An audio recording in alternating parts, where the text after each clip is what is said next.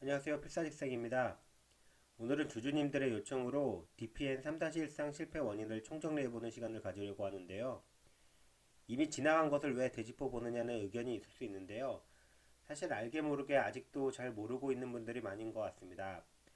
여전히 혼용인 거 아니냐, 아니면 혼용 조사 후 결과를 제대로 발표하지 않았냐, 실패 이유가 뭐냐, 차라리 혼용이 더 나은 거 아니냐, 등등 이런 얘기들이 아직도 많이 나오고 있는데요.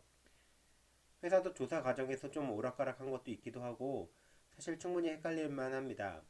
과거를 확실히 알고 또 제대로 덮고 다음을 준비한다는 마음으로 이번 영상을 준비해 봤습니다.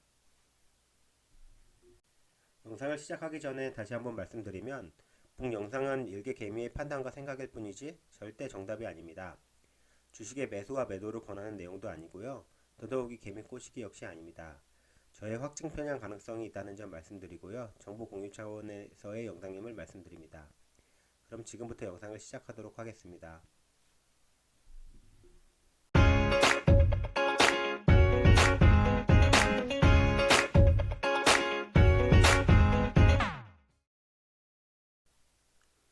2019년 9월 23일 그날을 잊은 헬릭 스미스 장기 투자자는 없을 것 같은데요.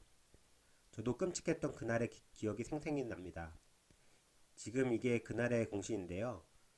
잔뜩 성공에 대한 확신을 가지고 있어 언제 발표가 나나 그것만 오매불망 기다리던 상황이었습니다. 그러나 놀랍게도 위약과 약물의 혼용 가능성이 발견되어 명확한 결론 도출이 불가능하게 되었다는 공시가 내려왔었죠. 정말 앞이 깜깜해지던 기억이 생각납니다. 일단 회사에서는 왜 혼용 가능성이 있다고 판단했을까 하고 이 과정을 한번 본다면 우선 회사에서는 받아든 결과가 이 그래프였습니다. 3, 6, 9개월 모두 플라시보와 유의미한 차이를 보이지도 못했으며 이상 대비 진통 효과 자체도 매우 낮게 나왔습니다. 한마디로 실패였죠. 결과가 약간도 아니고 판이하게 다른 결과가 나오자 회사는 이상하다고 생각하고 PK 데이터를 확인했습니다. 그랬더니 아니나 다를까 위약군 샘플에서 DNA가 검출되고 진약군 샘플에서 정상치를 한참 밑도는 DNA가 발견되었죠. 회사 입장에서는 가장 먼저 혼용 가능성을 의심했던 건 어찌 보면 당연하기도 했습니다. 혼용 가능성을 토대로 어느 쪽에서 문제가 있었을까 원인 조사에 들어가게 되었는데요. DS에서 DP로 만드는 과정에서 혼용이 일어난 건지, EDC에서 드락 뒷밭으로 무작위 배정 시 약물이 섞였는지, 병원에서 투약 과정 중에 섞였는지, 아니면 임상은 제대로 진행이 되었고 마지막 분석 CRO에서 오류가 있었는지 등을 의심하게 되었습니다. 위와 같이 DSDP 제조업체, 드락 뒷밭, 임상기관 등에서 모든 서류를 추적했고요. 분석기관에서는 혈액 샘플 및 자녀 DNA를 수거하고 임상기관에서는 약물 바이알 회수 후 DNA 유무 조사 결과 회사에서 최종 결론 낸 것은 바로 마지막에 샘플을 분석하는 분석 CRO에서의 오류로 인해 DNA 오염이 있었다는 것을 밝혀냈습니다. 이 얘기는 다시 말하면 임상 과정에 있어서 투약에 있어서 혼용이 있었던 게 아니고 투약은 정상적으로 진행이 되었고 환자들이 기록하는 데일리 페인 다이어리로 평가하는 통증 감소는 입원 오염과는 무관했다는 것입니다. 결국 임상은 그냥 실패로 결론 난 것이고요.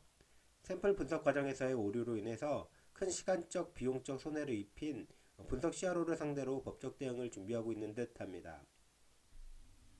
이상에서 엄청난 효과를 보였던 약물이 실패했으니 이번 데이터에 영향을 미쳤을 요인에 대한 분석도 해야 될 텐데요. 일단 8번 보면 혼용 가능성에 대해서는 사실무근으로 밝혀졌고 철저한 조사를 통해 밝혀낸 것들은 위에 별표한 부분들입니다. 각 임상 사이트별로 임상이 잘 진행된 곳, 안 되는 곳의 차이가 크게 났는데 이것은 의료진 교육 및 환자 관리를 맡는 CRO의 문제였고요. 초고도 비만인 환자에게는 근육주사 시 투약이 제대로 안 되는 문제가 발생해서 3 이상에서는 임상 참여 조건에 BMA를 넣게 되었습니다. 그리고 환자들이 매일 기록하는 페인 다이어리를 정확히 사용했는지 확인을 했더니 병원에 오는 날은 한 번 밀린 숙제를 하듯 쓴 사람, 오락가락 일관성 없이 맘대로 기입한 사람 등 임상 규정을 지키지 않은 환자들이 다수 발견되었습니다. 그리고 또한 리리카 뉴론틴이 약물에 미치는 영향이 명확히 드러났고요. 이 부분에 대해서는 키스톤 심포지아에서 발표된 바 있습니다. 그리고 전체적으로 봤을 때 플라시보 컨트롤을 실패했던 것이 운영상의 가장 큰 문제로 드러나게 되었습니다. 그래서 다시 정리해보면 3-1은 혼용이 아닌 그냥 깨끗한 임상 실패였는데요. 그럼 실패의 이유가 무엇인지 궁금해집니다. 크게 두 개로 나눠서 보면 임상 운영상의 실패와 프로토콜 설계의 실패로 나눌 수가 있겠습니다. 먼저 임상 운영상의 실패를 얘기하려면 플라시보 효과에 대해 얘기 안 할 수가 없겠는데요. 솔직한 통증 임상들은 보면 빨간 점선을 보듯 알 수 있듯이 시간이 지날수록 플라시보는 통증이 감소하다가 유지하거나 오히려 살짝 올라가게 됩니다. 보시는 바와 같이 뉴론틴, 리리카, 시발타, 뉴신타 모두 플라시보가 일정선에서 유지됨을 알 수가 있습니다. 제가 엔젠시스의 성공한 임상에는 파란 선, 실패한 임상에는 빨간 선을 그려봤습니다. 확 눈에 들어오는데요. 확실히 빨간 선인 왼쪽 위에 3-1A의 그래프를 보면 플라시보가 일정선을 유지하지 않고 엔젠시스군과 동일하게 같이 떨어지고 있습니다. 반면 3-1B 그래프의 하단 그래프를 보면 플라시보가 일정선을 유지한다는 것을 알 수 있죠. 가장 성공적인 임상이었던 이상 임상인 우측 상단 그래프를 보면 역시나 3-6개월에 플라시보군이 유지하는 것으로 나타납니다. 단 이상은 1사이클의 투약이었기 때문에 9개월 시점에선 플라시보도 변화가 있긴 했습니다. 앞서 그래프로 보여드렸듯 통증 임상에서 성공하려면 플라시보 관리는 매우 중요합니다. 오른쪽 그래프를 보듯 당연한 얘기지만 실패한 임상일수록 통증 감소가 더욱 커졌는데요. 그럼 언제 플라시보 효과가 크게 나느냐를 보면 집중적인 의료 행위를 실시할 때, 즉 여러 번 주사를 한다거나 병원에 내원하는 일이 많을 경우, 그리고 팔로업 기간이 장기간일수록 플라시보 효과가 크게 나타났습니다.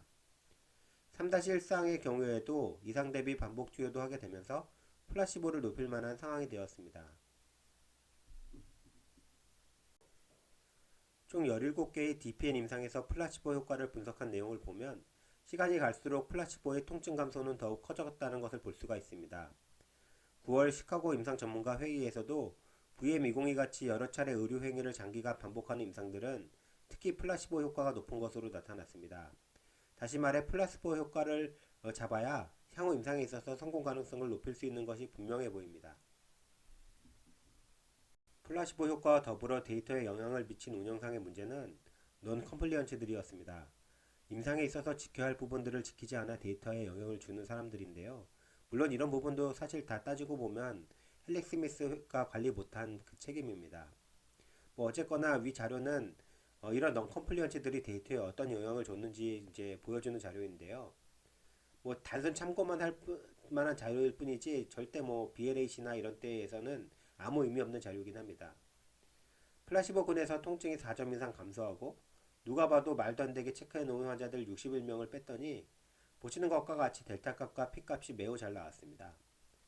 다음 임상에서는 이런 non 컴플리언츠들을 막을 방안이 반드시 필요하다고 느껴지게 됩니다.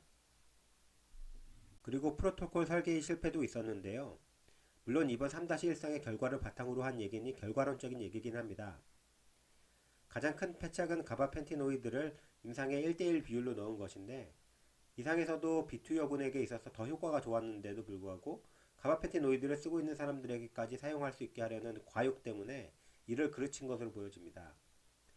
이번 분석 결과도 가바펜티노이드가 칼슘 채널에 관여해 VM202 효과를 방해하는 것으로 밝혀진 바가 이미 있습니다. 그리고 반복 투약 시 플라시보 효과를 높일 수가 있는데 그것을 감안하지 못하고 3개월을 주지표로 삼았다는 점에서도 프로토콜 설계에 있어서 패착이었던 것 같습니다. 마지막으로 진약과 위약 비율을 2:1 비율로 정했는데요. 1:1로 진행하는 것이 약 10% 정도 성공 가능성을 높인다는 분석도 있었는데 진약군 환자 수 확보를 위해 욕심부렸던 것이 실패의 한 원인이 되지 않았나 싶습니다.